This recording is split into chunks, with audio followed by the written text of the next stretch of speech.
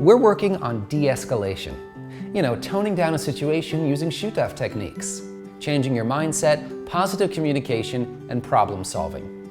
Let's see it in action. A group of campers were playing soccer when David, age 7, got physical and started hitting another boy. A counselor intervened and David's behavior escalated. He started kicking, screaming, cursing, and crying. It had become a full-blown tantrum. Time to de-escalate and tone down the situation. I told the other counselors to move the rest of the campers away and give David a chance to work out his frustrations without hurting anyone. That also gave David some privacy. At that moment, I was so frustrated.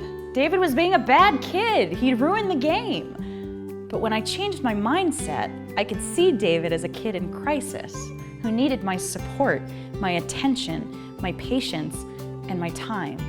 Thankfully, the other counselors helped me out. We worked as a team. They took care of the rest of the group so I could give David my undivided attention. Here's what that looked like.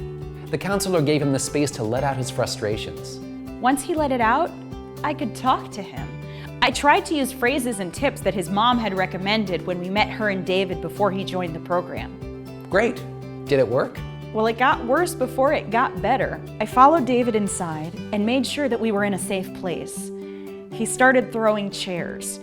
For more than half an hour, I sat quietly on the side, patiently waiting for David to calm down. Finally, he approached me saying, in a calm tone, "I need to speak to my mom." When we called her, he said, "I just really needed to hear your voice."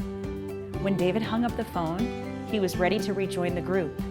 The counselors learned to look for early signs of frustration in David. By acting quickly, they could help David tone it down before he lost control. Once the staff figured out what worked with David, they could focus on seeing his strengths and having fun with him. Want to learn more about de-escalation and Shutaf intake tips? Look at the links below for more information from Shutaf inclusion programs.